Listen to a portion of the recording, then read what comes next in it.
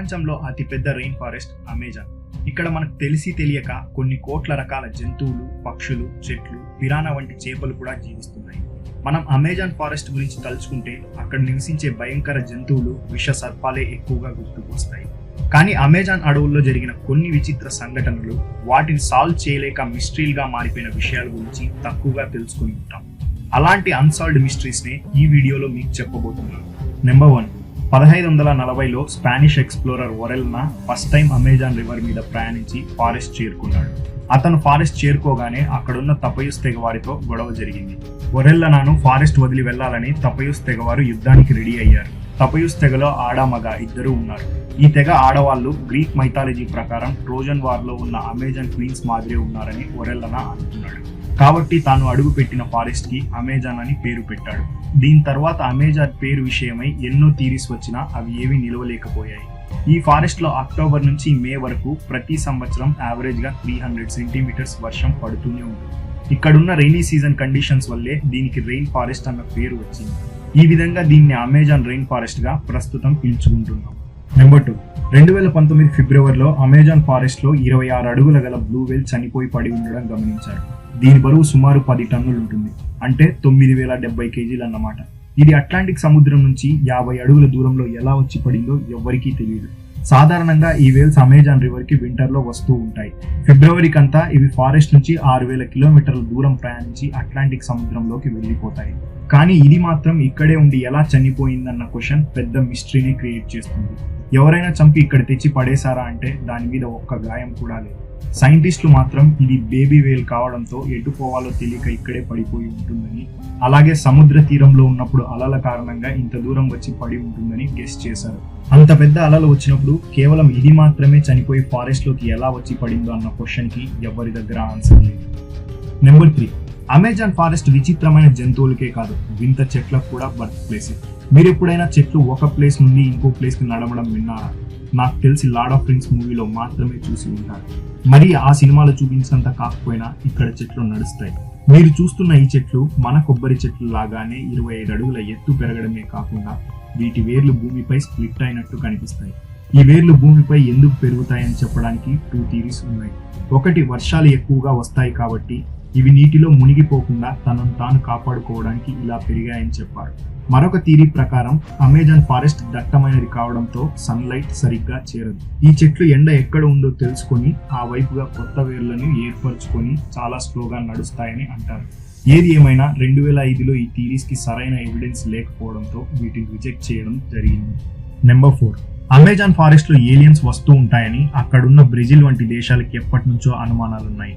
ఈ అడవుల్లో వాతావరణం నచ్చి తరచూ గుర్తు తెలియని వ్యక్తులు ఇక్కడ తిరుగుతుంటారని చాలా రూమర్స్ ఉన్నాయి. ఈ రూమర్స్ నిజమని నమ్మడానికి మనకున్న ఒకే ఒక్క సాక్ష్యం ఫోటోలో 2 ఏలియన్స్ క్యాప్చర్ అవ్వడమే. 2011లో 2 బ్రిటిషర్లు బ్రెజిల్లోని ఫారెస్ట్ లో ఒక ప్రాంతాన్ని విజిట్ చేశారు. ఇందులో మైకేల్ కోహెన్ అనే హాలీవుడ్ హారర్ మూవీ డైరెక్టర్ కూడా ఉన్నాడు.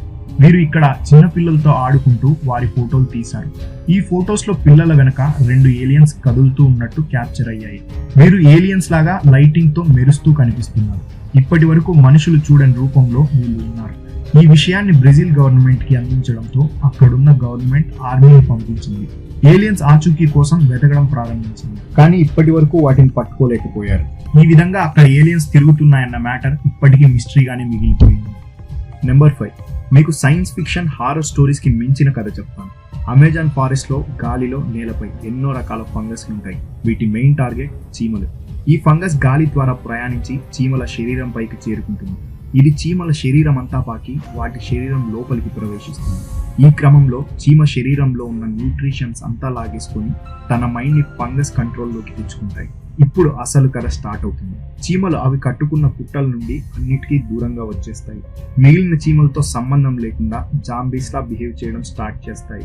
ఈ క్రమంలో ఏదైనా ఒక చెట్టు కొమ్మను పట్టుకొని ఆ కొమ్మ చివరకు చేరుకుంటాయి. అక్కడ చీమ తన కొండ్లతో ఆకును పట్టుకొని వేలాడుతూ ప్రాణాలు కోల్పోతుంది. సరిగ్గా అప్పుడే చీమల తలలు పగలగొట్టుకొని ఫంగస్ ఒక క్యాప్సిల్లా ఫామ్ అయ్యి ఆకుపైకి చేరుకుంటుంది. ఈ విధంగా మొత్తం సైకిల్ జరగడానికి 7 రోజులు సమయం తీసుకుంటుంది. అందుకే వీటిని జాంబీ యాంట్స్ అంటారు. నెంబర్ 6. అమెజాన్ అడవిలో ఉన్న ఈ నది సంవత్సరం అంతా 93 డిగ్రీ సెల్సియస్ తో బాయిల్ అవుతూ ఉంటుంది. అందుకే ఈ నదిని బాయిలింగ్ రివర్ అంటారు. అక్కడ ఉన్న స్థానికులు దీన్ని షానే తిమిష్కా అని కూడా పిలుస్తారు. దీని అర్థం సూర్యుని వేడి వల్ల ఉడికే నది అని. పొరపాటున ఏదైనా జంతువు ఈ నదిలో నీరు త్రాగడానికి వచ్చిందంటే తందూరి అవ్వడం ఖాయం. వాటి కళ్ళు ఐస్లా మెల్ట్ అయ్యి శరీరం అంతా కరిగి కేవలం ఎముకలు మాత్రమే ఒడ్డుకు చేరుతాయి. ఇక్కడ నీళ్లు ఇంతగా బాయిల్ అవ్వడానికి కారణం హైడ్రోథర్మల్ ఎఫెక్ట్ అని అంటారు. నది అడుగు భాగంలో ఉన్న భూమి వాతావరణమే ఈ ఎఫెక్ట్ కారణమని చెప్తారు. నెంబర్ 7. మనిషి సముద్రాన్ని కేవలం 5% మాత్రమే కనుగొన్నాడు, కానీ ల్యాండ్ ని మాత్రం మొత్తం డిస్కవర్ చేశాడు.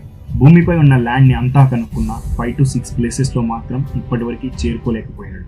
వ్యాలీ ఆఫ్ జవేరి పై చెప్పిన వాటిలో ఇది కూడా ఒక ప్లేస్. ఇది బ్రెజిల్ దేశంలో అమెజాన్ ఫారెస్ట్ లో ఉంది. ఇక్కడ అక్కడి గవర్నమెంట్ వీళ్ళని కలవాలనుకున్నా వాళ్ళు దానికి ఒప్పుకోలేరు. ఎవరైనా అక్కడికి వెళ్ళాలని చూస్తే అక్కడి ప్రజలు చంపేస్తారు. జంతువుల్ని వేటాడుతూ వాళ్ళని వాళ్ళు ఐసోలేట్ చేసుకొని జీవిస్తున్నారు. ఈ 21st సెంచరీలో కనీసం ఫోన్ అన్నా కార్ అన్నా ఏంటో తెలియకుండా బతుకుతున్నది వీళ్ళు మాత్రమే. నెంబర్ 8. ఇదేంటో చూస్తుంటే వింతగా ఉంది కదా. జనరల్ గా ఫ్రూట్స్ చెట్టు కొమ్మలకి లేదా తీగలికి కాయడం చూస్తాం, కానీ ఈ చెట్టుకి మాత్రం దాని ట్రంక్ అంటే మొద్దుకి పండ్లు కాస్తాయి. వీటిని జబూటీ కబా లేదా బ్రెజిలియన్ గ్రేప్స్ అంటారు. ఇవి సేమ్ గ్రేప్స్ లాగానే ఉంటాయి. ఇవి ఎన్నో రోగాలకు కూడా మందులా పనిచేస్తాయట. నెంబర్ 9. కోస్టారికాలో కొన్ని వందల రాళ్ళు రౌండ్ గా చెక్కబడి ఉంటాయి. ఇవి ఎవరు చేశారో ఎప్పుడు చేశారో ఎవరికీ తెలియదు, కానీ 200 BCలోని ప్రజలు తయారు చేసి ఉంటారని చెప్తారు. ఈ రాళ్ళు చాలా గట్టిగా గ్రెనైట్ మాదిరి ఉంటాయి. వీటిని అప్పట్లో ప్రజలు ఇంత పర్ఫెక్ట్ గా స్పియర్ షేప్ లో ఎలా తయారు చేశారన్నది ఇప్పటికీ ఆర్కియాలజీ డిపార్ట్మెంట్ ఆన్సర్ చేయలేని మిస్టరీగా మిగిలిపోయింది. వీటిని నదీ తీరంలో తయారు చేసి కొండపైకి ఎలా తెచ్చారో, దేనికోసం వీటిని తయారు చేశారో అన్నవి ఇప్పటికీ పెద్ద క్వశ్చన్ మార్కే. ఈ రాళ్లలో 16 టన్స్ బరువు గల రాళ్లు కూడా ఉన్నాయి. ప్రస్తుతం కోస్టారికా ప్రజలు వీటిని తమ స్టేటస్ సింబల్ గా భావించి అసెంబ్లీ, స్కూల్స్, హాస్పిటల్స్ మరియు ఇళ్లలో పెట్టుకుంటారు. నెంబర్ 10. మెరికోజీ అంటే ఏప్స్. కింగ్ కాంగ్ సినిమాలో చూపించినంత పెద్దగా ఇవి ఉండవు. ఈ ఏప్స్ దాదాపు 12 feet హైట్ ఉంటాయి. ఇవి తమలో తాము మాట్లాడుకుంటాయని, బాణాలు పట్టుకొని వాటికంటూ గ్రామాలను ఏర్పాటు చేసుకొని మొదట్లో నివసించేవని చెప్తారు. బ్రిటిష్ ఎక్స్ప్లోరర్ కోల్నల్ ప్రకారం వీరు కొత్త ప్రాంతాలు కనుక్కొనడానికి 1914లో బయలుదేరారు. అలా అన్వేషిస్తూ అనుకోకుండా ఏప్స్ కంటపడ్డారు. ఏప్స్ మనుషులను శత్రువులుగా భావిస్తాయి. ఆ సమయంలో అవి వీరిపై ఎలా దాడి చేశాయో వివరించాడు. ఆఖరికి వీళ్ళు గన్స్ తో దాడి చేసి వాటి నుంచి తప్పించుకున్నారని చెప్తారు. ఈ ఇన్సిడెంట్ పై సినిమా కూడా వచ్చింది. దాని పేరు the lost city of Z. Number 11. Amazon forest ఎన్నో భారీ చెట్లకు నిలయం. ఇక్కడ ఉన్న లాలుపనా చెట్లు 10 మీటర్ల పొడవు ఉండి అడవిలో ఏ చెట్టుకి లేనంత పెద్దగా దీని ట్రంక్ ఉంటుంది. దీని ట్రంక్ భాగం సేమ్ మనిషికి ఉండే పొట్టలాగానే ఉండి హాలోగా ఉంటుంది. ఈ చెట్టు కింద భాగంలో దయ్యాలు ఉంటాయని, అవే ఈ అడవిని కాపాడుతాయని ఇక్కడి ప్రజలు నమ్ముతారు. ఎవరైనా అక్కడి చెట్లను నరికినా, నీచంగా బిహేవ్ చేసినా వారిని దయ్యాలు చంపుతారని వీరి నమ్మకం. నెంబర్ 12.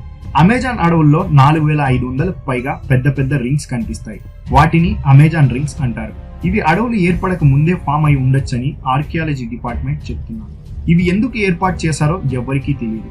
అప్పట్లో రక్షణ కోసమై వీటిని రెడీ చేసుకోయిండొచ్చని అంచనా వేస్తున్నారు. మరి ఇంత టెక్నాలజీ అప్పట్లో లేకపోయినా వీటిని ఎలా నిర్మించారన్నది పెద్ద మిస్టరీనే. ముందు చెప్పినట్లు ఇక్కడ ఏలియన్స్ జాడలు ఉన్నాయి కాబట్టి వాళ్ళే ఇవి ఏర్పాటు చేసి ఉంటారని కొందరు భావిస్తారు. ఎందుకంటే ద నాజా లైన్స్ ఆఫ్ పెరు కూడా ఇలానే ఉంటాయి కాబట్టి. ఇవి రెండు ఏలియన్స్ పనే అని ఇక్కడి ప్రజలు నమ్ముతారు. నెంబర్ 13. ప్రపంచంలోనే అతి పెద్ద రెయిన్ ఫారెస్ట్ అమెజాన్. ఇది 2.2 మిలియన్ ఎకర్స్ కవర్ చేసి ఉంటుంది. ఈ అడవి గురించి ఎంత తెలుసుకున్నా కొత్తగా ఏదో ఒక విషయం నేర్పుతూనే ఉంటుంది.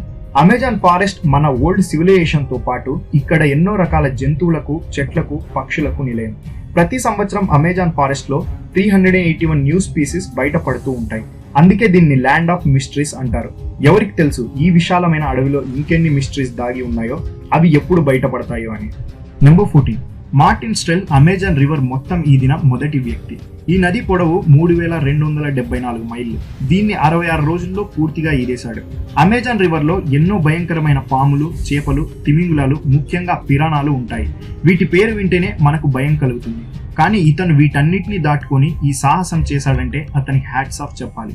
మార్టిన్ కి తోడుగా 20 మంది వెనకాలే బోట్ లో ఫాలో అయ్యేవారు. పిరానా నుంచి తప్పించుకోవడానికి కొన్ని బకెట్స్ ఆఫ్ బ్లడ్ ని రెడీగా పెట్టుకునేవారు. ఎప్పుడైనా అవి అటాక్ చేయడానికి వస్తే ఆ బ్లడ్ ని వేసి వాటిని డైవర్ట్ చేసేవారట.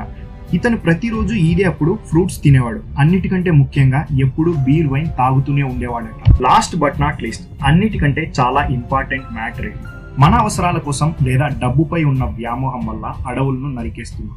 అమెజాన్ ఫారెస్ట్ కూడా ప్రతి సెకండ్కి 1.5 ఏకర్స్ మాయమైపోతుంది. కొన్ని వందల జంతువులు, వేల చెట్లను కోల్పోతున్నాం.